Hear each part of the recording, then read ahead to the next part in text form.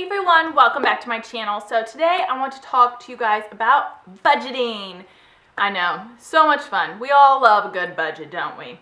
But before I get started, don't forget to subscribe, give this video a thumbs up if you enjoy it, and yes, let's get started.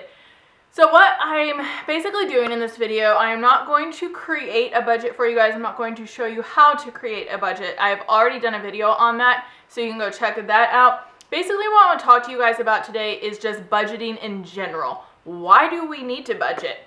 What do you budget? All those kinds of stuff. Questions that I've gotten, and I know several other YouTubers have probably gotten as well, or Dave Ramsey followers. So I thought I would just basically answer those questions and just talk about budgeting today for you guys. I don't know. So the first question that I would like to answer is, why do I need to have a budget? And you need to have a budget so you know where your money's going. That's why you need a budget. I know a lot of people who don't budget at all. We did not budget for several years, and like now thinking back on it, I don't know how we did that. I don't know how we didn't have a budget. Like we just spent money. Like we didn't keep track of how much things cost. We didn't keep track of how much we'd already spent on groceries. We didn't keep track of anything, and I can't believe like we did that. And I can't imagine our life any other way. Like now that everything's budgeted, I'm a super organized person anyways, and now my husband is as well because of this whole process, that we could never go back and not have a budget. I feel like everybody in the world needs a budget. If you don't have a budget, you need to create a budget. It will tell you where your money is going, what you're spending your money on, how much money you're bringing in, all that kind of fun stuff. You need to have a budget. It is so important, especially if you want to get out of debt and have wealth and just move up in life. You need to have a budget. So now I want to talk a little bit about what a zero-based budget is. Some people have never heard of this unless you're like a Dave Ramsey freak like the rest of us. You might not have ever heard of a zero-based budget. And basically what that means is that you've told every single dollar that is coming in throughout the month, you've told it where it's going. You've put it towards groceries, you've put it towards debt, you put it towards clothing, you put it towards whatever, but it has a place. And so that is a zero base. So basically you start out with your income and then you just subtract all your expenses out of it, including debt, giving, groceries, utilities, everything. You subtract all of it out. And sometimes when you do that, you have money left over. And so you've also put that money somewhere else. So once you subtract everything out of it, it should equal zero. That is a zero-based budget, and that is the way to go. You don't want to have extra money left over because, it's great to have extra money left over, but you need to know where that money is going. Otherwise, you're just going to spend it on random crap that you don't need. I've had this question a lot. It's, what do I do if I go over on my budget? And I've had this problem before, and I know several of you have probably gone over your budgets before. Basically, so what we have is a buffer in our bank account. I don't even know how much it is. It's probably like $50 to $100. And so that is our buffer. So if we do go over budget somewhere, we do have a little bit of leeway there. But really what happens is we don't go over budget the entire budget. We go over budget on a certain category. So typically this will be groceries for us.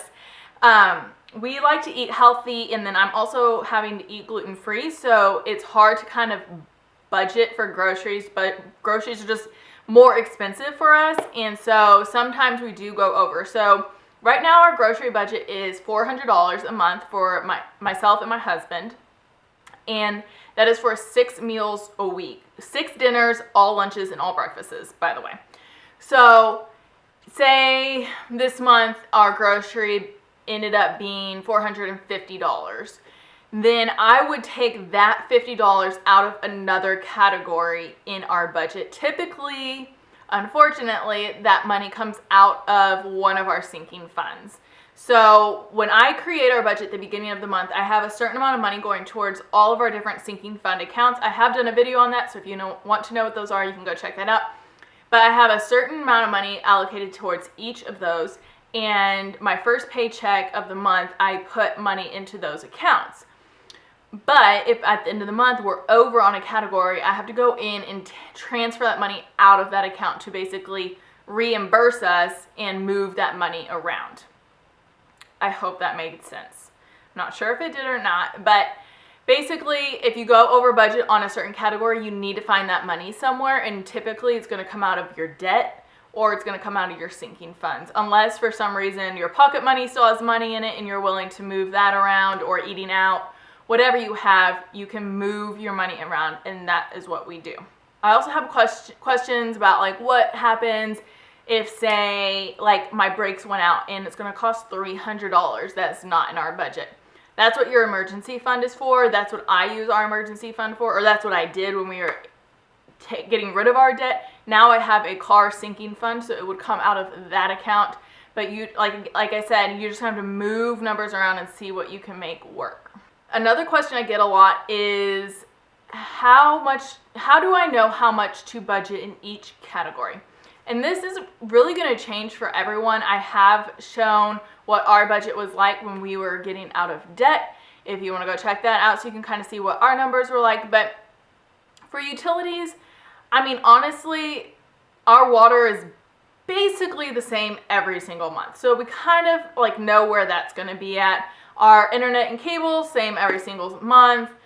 Groceries is really when you create a budget, you need to go back for about 3 months, probably at least, and figure out what are you averaging on all of the categories you need to budget. Your groceries, eating out, clothing, all that kind of stuff.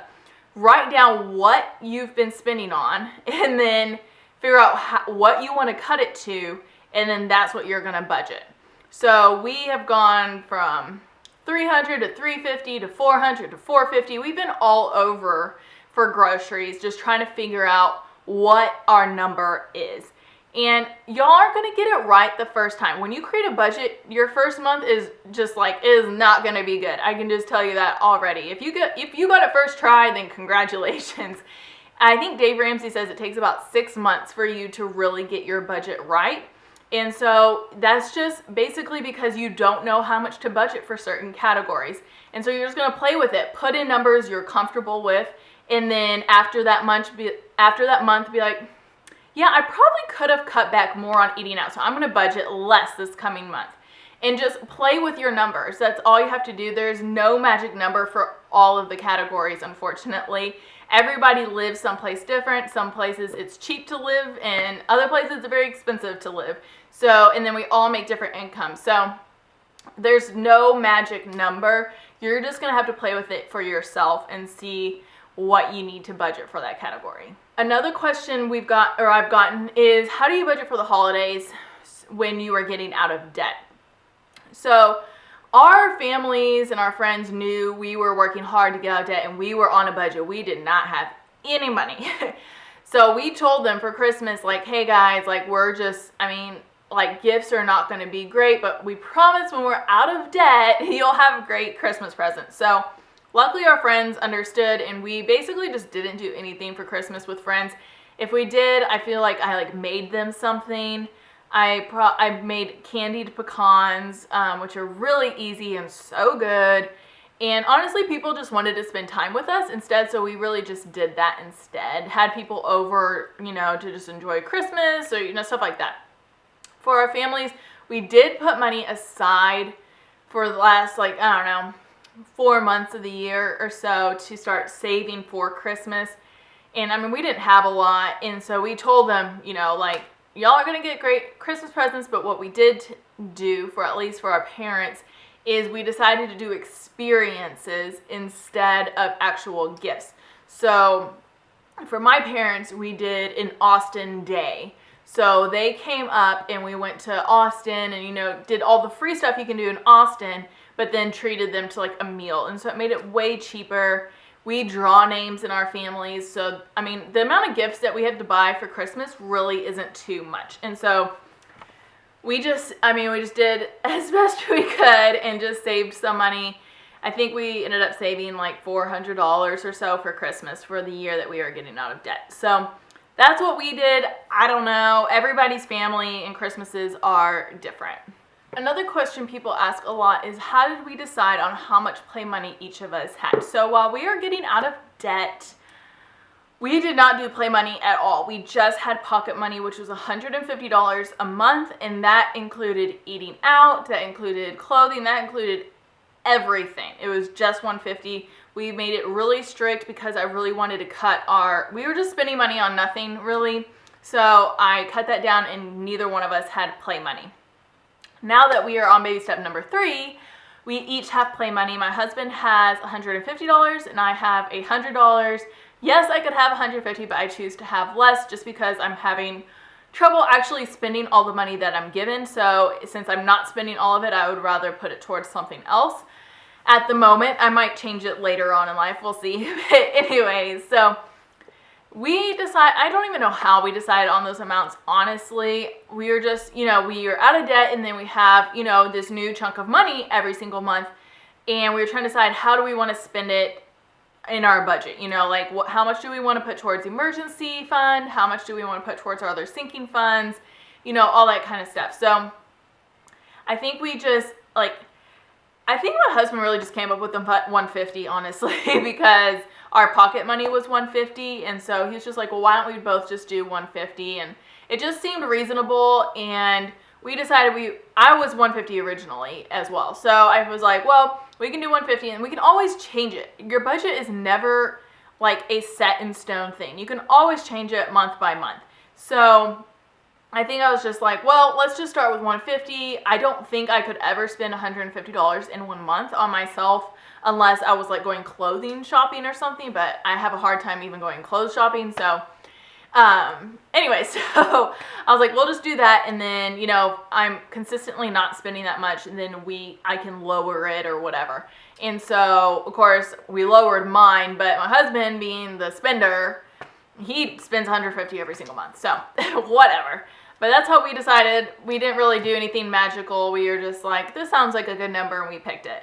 I think, probably $500 is unreasonable, but I mean, you really need to look at how much you're making and what your goals are, and then decide what's a reasonable amount for both of you guys. And I think both of you need to agree on that amount as well. I was not about to let my husband have a ton of money. I can tell you that. And the last question I get a lot is, how do I stay motivated while on a budget? And honestly, I don't even think about it anymore. We've been on a budget for so long that it's just part of everyday life, and I just can't remember what life was like without one. Other than oh my gosh, I don't even want to think about what life was like without one. But just staying motivated on a budget, it was seeing our debt go down, and now seeing all of our bank accounts go up. Like, seeing the amount of money we have in our bank account just blows my mind now, and that motivates me. I'm like, okay, what we're doing with our budget is working, and that's awesome. I'm one of those people, I have to see what it's doing, and by seeing those bank accounts go up, I'm just like, okay, what else can we do? What else can we save on, to keep increasing those bank accounts, to finally have money again? We've been married for over 5 years, and we just never had money, and we never had money in our savings accounts or anything. And just now logging onto my bank account and seeing those numbers, I'm just like, oh my gosh, I never in a million years thought that I would have this amount of money in my bank account, So it's been really fun, and that motivates me to stay on our budget and to continue with a budget because it's working. When we were getting out of debt, I had my debt snowball spreadsheet, and so I would go in every month, and change the numbers up, and just watching those numbers go down and see how many months of minimum payments we just got rid of because we made this payment just motivated me as well, because that was working. Our debt was going down. There was a light at the end of the tunnel. So that is how we stay motivated on a budget, and I don't see us ever getting off a budget at this point, because it has just saved us. And we still have a long ways to go with everything, but we're only on baby step number 3. So, but anyways, I hope this video was informative for you guys and you learned a few things about budgeting. Please leave a comment down below if you have any questions. I'd be happy to answer them, and maybe do another one of these videos. And leave your top 3 tips for staying on a budget. How do you stay motivated? why do you have a budget, and stuff like that. Like, leaves 3 tips about budgeting down below for everybody to read. I just love it when people comment and other people are learning from you and they're learning from me, and I just want everyone to be debt-free and have an awesome life. And so I think the best way is just to share our knowledge with one another. So please leave comments down below with your budgeting tips. If you have a different answer for any of those questions that I answered, leave that down below. I want to see what you guys have to say. Don't forget to subscribe and give this video a thumbs up if you enjoyed it, and I'll see you in my next video. Bye.